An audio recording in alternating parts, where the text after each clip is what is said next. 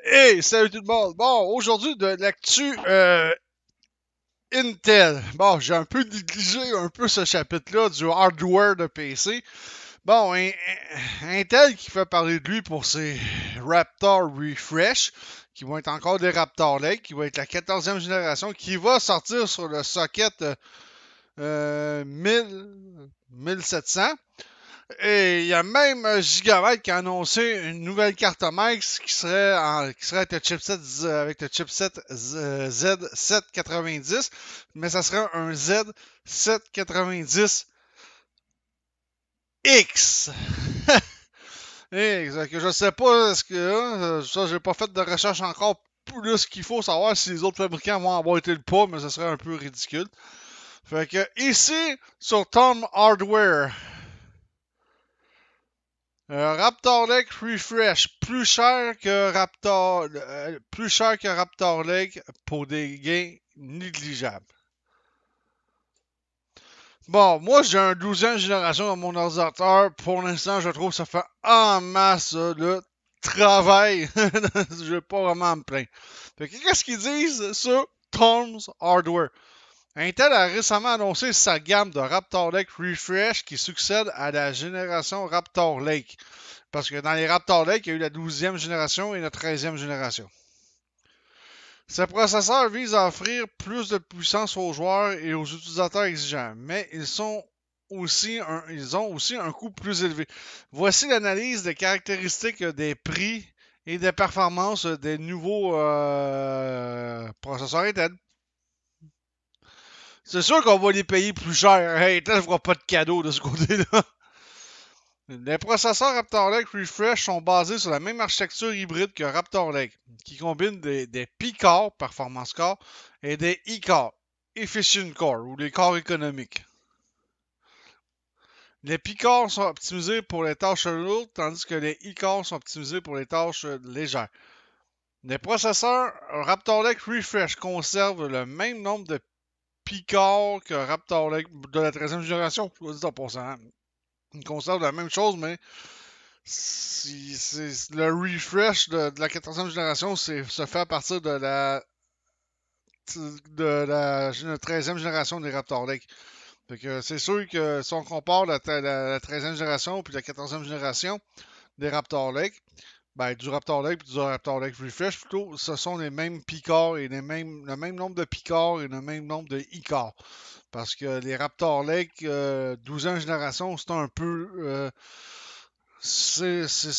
peu différent parce qu'on va prendre un exemple sur le i5 13600K par rapport au 12600K. Le 12600K, il y a 4 e-core, 6 p-core. Ce qui se passe de l'autre côté, c'est que la 13e génération, elle a 8 e-core, mais elle conserve le même nombre de p-core qui est 6.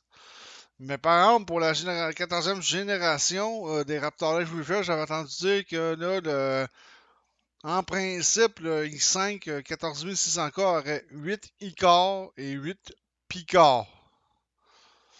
Mais en date, ça n'a pas l'air clair. Mais augmente le nombre de e-core. Conserve le même nombre de p-core, mais que Raptor Lake, mais augmente le nombre de e-core. Les processeurs Raptor Lake Refresh bénéficient également d'une augmentation de la fréquence maximale qui peut atteindre 6 GHz pour le i9 14900K. Bon, ok, là, on va mettre les affaires au clair. 6 GHz, là. Il n'y a pas grand jeu aussi qui prend ça en puissance. Nettement, ça, vraiment pas. Moi, j'ai une 12e génération, il est à 5 GHz, ça chauffe pas vraiment beaucoup, et ça fait en masse de job. Les processeurs Raptor Lake Refresh utilisent le même socket, le LGA 1700 que Raptor Lake, ce qui signifie qu'ils sont compatibles avec les mêmes cartes mères. Ils utilisent la même mémoire vive DDR5 ou DDR4, c'est encore génial parce que je pense que la 15e génération, il n'y aura pas de DDR4. Ça va être DDR5. Selon le modèle de la carte mère. Le processeur Raptor Lake Refresh intègre également un contrôleur PCI Express 5.0 qui permet de profiter des dernières cartes graphiques et SSD. Bon, ben, ouais, moi, je pense que ma carte mère, on peut bien aller jeter un coup d'œil. C'est une Asus, mais je pense. J'ai le PCI Express 5 pour la carte vidéo. Euh, Tough Gaming, c'est une.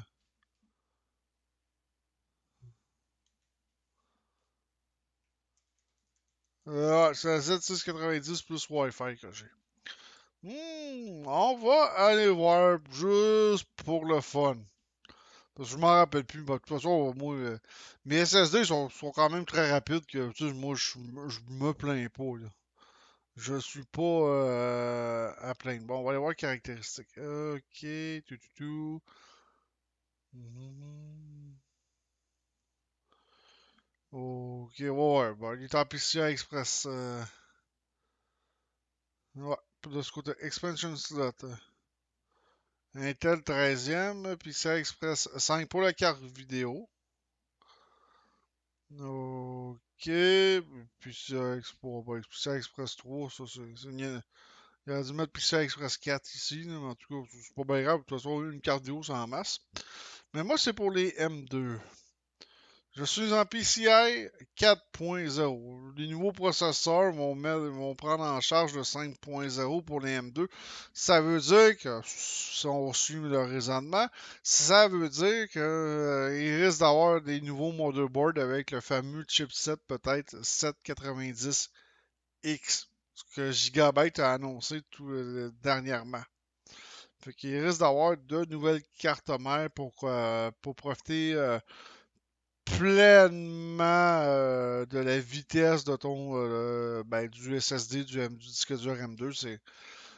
Moi, malgré que je suis en PCI Express 4.0 de ce côté-là, je me plains pas vraiment parce que ça allume quand même assez vite. Et encore là, ça dépend toujours aussi du M2 qu'on prend. Parce qu'on a beau être en 4.0, en PCI Express 4.0 ou 5.0, mais il y a des M2, des disques durs M2 en tant que tel, il faut vraiment regarder la vitesse du disque dur parce qu'il y a bien des gammes de disques durs M2, la vitesse varie.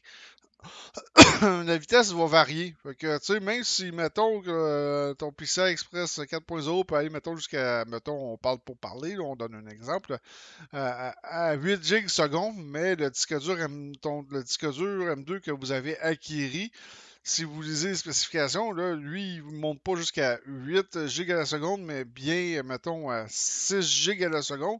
Ça veut dire qu'il exploite même pas totalement le port PCI Express 4.0 sur le motherboard. Il l'exploitera pas au maximum. Faut prendre ça aussi en compte. Faut dire, parce qu'il y en a qui me disent ah ouais, mais j'ai acheté ça, on m'avait dit que c'était. Non, non, non, non, non, non. Les spécifications de ta carte mère le dit, admettons.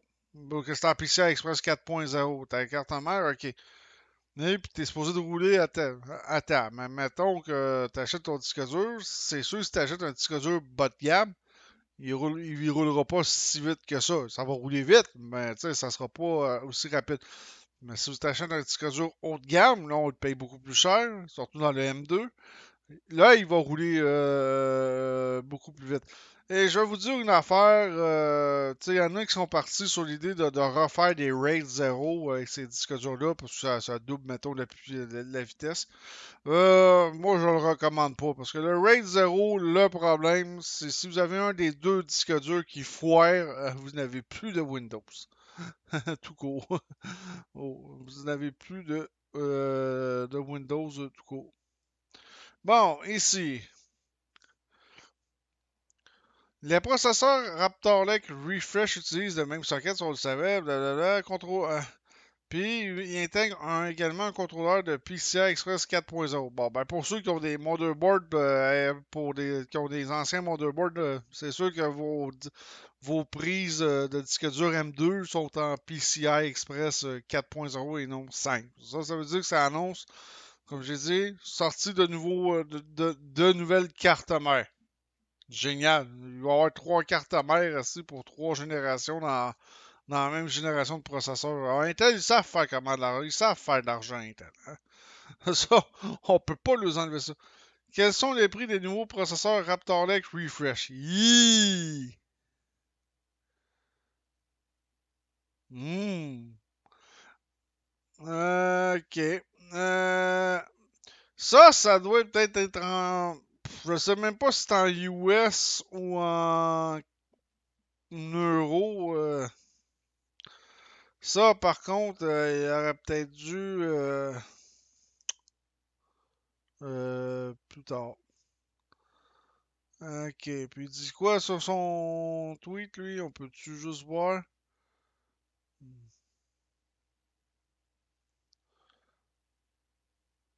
Bon, on va faire une petite recherche vite faite pour le fun. Parce que on sait rien. On va aller voir le magazine Forbes. Eux autres, généralement, ils sont. Ok, c'est en. D'après moi, c'est en US. Fait que, on va aller voir en US. On va aller convertir ça, les amis. La vidéo risque d'être un peu longue, soit dit à l'heure. Mais regarde,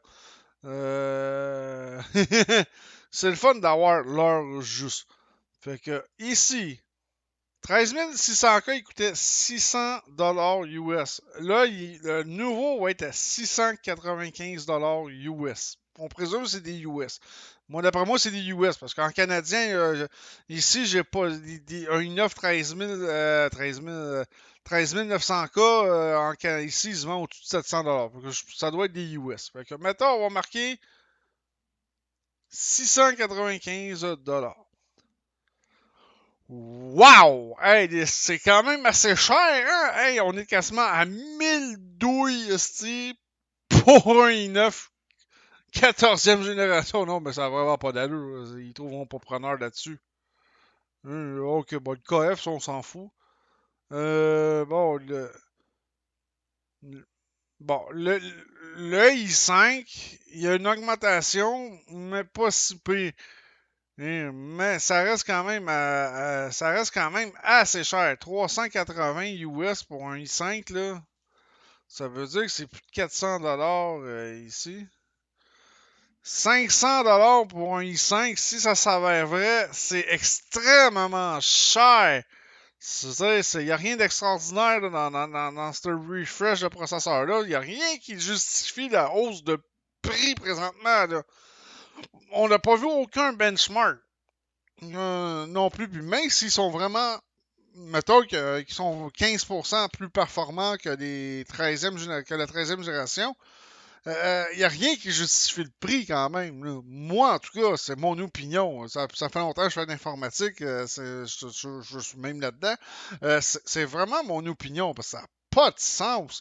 Tu sais, 516 dollars canadiens pour un foutu i5 qui va être à peu près l'équivalent du i7 13700K. Fait qu'on va aller voir pour un i7 14700 qui est listé à 485 US.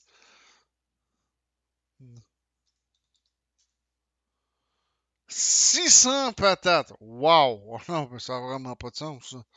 Voyons, avec quoi qu'ils ont réfléchi. Imaginez en plus si les compagnies nous sortent des nouveaux motherboards comme un Z790X. Ça va être beau dans la cabane tantôt. Ah non, moi, en tout cas, si ça s'avère les vrais prix, moi, je suis même pas prêt d'upgrader. J'avais peut-être songé à upgrader pour, pour la 14e génération. Mais à ce prix-là, no fucking way. Mais en tout cas, on ne sait pas encore si ce sont les véritables prix. Mais en tout cas, non, ça n'a pas de bon sens. Les processeurs Raptor Lake Refresh sont plus chers que les processeurs Raptor Lake, selon une fuite d'un leaker. C'est un leaker, il n'y a rien de confirmé. Mais avouez que à date, si ça s'annonce vrai, c'est cher en Christie. d'un leaker réputé dans le domaine du matériel informatique sur Twitter. Les prix des processeurs Raptor Lake Refresh seraient les suivants. Prix converti en euros. Ça serait des euros. Ah bon? Ça serait des euros.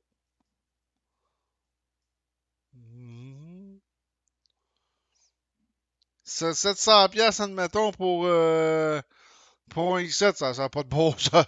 Ça a vraiment pas de bon sens. Ça n'a pas plus de bon sens. Hey, hey, 695 euros pour un i9. Oups. Voyons, ça n'a pas de bon sens. Là. 1000 $. Malgré qu'il était il y a longtemps, il y en avait des processeurs à 1000 $. Ça, je m'en rappelle. Dans l'autre gamme, là, dans le socket 1366, là, oh mon Dieu, tu pourrais en avoir à 1000 $ des processeurs.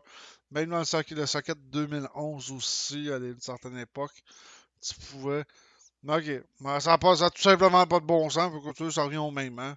C'est ça, le prix converti en euros. Ouais, c'est trop cher. Attendez une minute, 600. Ok, ils mettent les prix ici, je me suis peut-être trompé. De 13 550 à 650 euros. OK. Puis 650 euros, ça fait combien? 951 $ canadiens. Bon, bah, ça revient au même, dans le fond, hein. Parce que on radoutera pas trop sur le sujet, mais tu sais, mettons 450 euros pour le i7 14700K, 450 euros. Ben, ça fait quand même 600. Bon, ça reste que c'est trop cher. Les anciens processeurs, les i7, on peut les avoir pour 500 quelques dollars à une certaine époque. Puis, non, ça n'a tout simplement pas de bon sens. Ça n'a pas de bon sens. Ce prix représente une augmentation de 15 à 16% par rapport au prix des processeurs Raptor Lake. Ils ne sont pas confirmés. On le sait, ils ne sont vraiment pas confirmés, les prix. Mais là, ce qu'on voit présentement, admettons, là, ça n'a pas d'allure. Là. Moi, je recommande pas à personne d'upgrader son Raptor Lake. Gardez-les puis attendez que la 15e génération sorte l'an prochain. Là, ça va peut-être valoir un peu plus la peine. Ils ne sont pas encore confirmés par Intel, mais ils semblent crédibles au vu des caractéristiques des processeurs. Il faut noter que les modèles KF sont dépourvus de cartes graphiques intégrées, ce qui les voit. C'est ça. Quand on parle de 13, mettons, on va prendre un exemple de 13 700K, il y a une carte graphique intégrée dans le processeur. Autrement dit, si votre carte graphique grille, mais vous pouvez relayer sur la carte graphique qui est intégrée dans le processeur. Le KF, le chip graphique, n'est plus dans le processeur. Le processeur est dépourvu de chip graphique intégré dans la gamme KF. Mais ça reste les mêmes performances que le KF et le K chez Intel. Ça reste les mêmes performances. Quelles sont les performances d'un nouveau processeur Raptor Lake Refresh? C'est ça qui m'intrigue un peu parce que ça, on n'entend pas vraiment beaucoup parler. Les performances des processeurs Raptor Lake Refresh ne sont pas encore connues avec précision car ils n'ont pas encore été testés par des sources indépendantes. Cependant, Intel aurait diffusé des projections internes de performance qui montrent que Raptor Lake Refresh serait entre 1 et 3% plus performant que Raptor Lake et MSI aurait confirmé ces estimations lors d'une présentation interne. Bon, ça s'avère peut-être plus crédible, mais on s'entend que, mettons, si Intel augmente ses prix de 15% pour 1 à 3% de gain de performance par rapport aux anciens Raptor Lake, ça vaut foutrement pas la peine d'acheter la 14e génération. Pour moi, c'est clair, net et précis. Ça vaut vraiment pas la peine. J'aime autant rester avec ce que j'ai présentement. De toute façon, je game à n'importe quoi avec mon ordinateur présentement. Il va super bien. Il fait tout ce que je demande. Je vais pas me plaindre. Le Core i7 14700K est le seul processeur qui bénéficie d'un nombre e-core supérieur à son prédécesseur. Oui, c'est ce qu'on avait vu dans les rumeurs que j'ai faites dans les vidéos précédentes qui circulaient. Des informations circulaient que oui, il s'agissait qu'il avait upgradé le nombre de e-core pour le 14700K. Pour le i7 14700K. Celui permet d'obtenir un gain de performance multi-thread de 17% selon MSI. Les autres processeurs ne gagnent que quelques pourcents de performance grâce à l'augmentation de la fréquence. Il faut donc se demander si cela vaut la peine de payer plus cher pour une différence minime. Ben, pour moi, la réponse est déjà claire. Non. Vraiment pas. Les processeurs Raptor Lake Refresh sont plus chers que les processeurs Raptor Lake, avec une augmentation de prix de 15 à 16%, avec un gain de performance de 1 à 3%, et seront probablement les derniers processeurs à utiliser le socket LGA 1700. La prochaine génération de processeurs Intel normé Arrow Lake devrait utiliser un nouveau socket et offrir des performances nettement supérieures. Ouais, ça c'est sûr. Arrow Lake, d'après moi, va être très supérieur, ben, du moins on le souhaite, au processeur Raptor Lake ou Raptor Lake Refresh. Ça, ça je vous dirais, il n'y a pas photo de ce côté-là parce que ça n'a vraiment pas d'allure. Mais si tout ça s'avère vrai, ben, pourquoi qu'Intel sort un refresh de ses processeurs? De toute façon, il n'y a même pas besoin de sortir un refresh de ses Raptor Lake.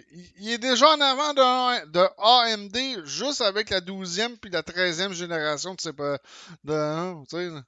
Avec la 12e puis la 13e génération, il est déjà en avant sur AMD. Moi, je vois même pas pourquoi ils se sont forcés le cul à sortir un refresh des Raptor Lake, de sa gamme Raptor Lake Intel. Je vois même pas l'avantage. Le pire, c'est qu'il y a sûrement du monde qui vont les acheter pareil. Il y a toujours des nounous qui vont les acheter.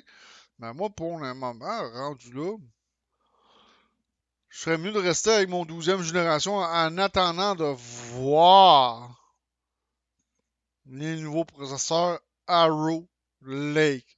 En attendant, c'est ce que je vais faire. Pour le reste, moi, je ne bouge pas.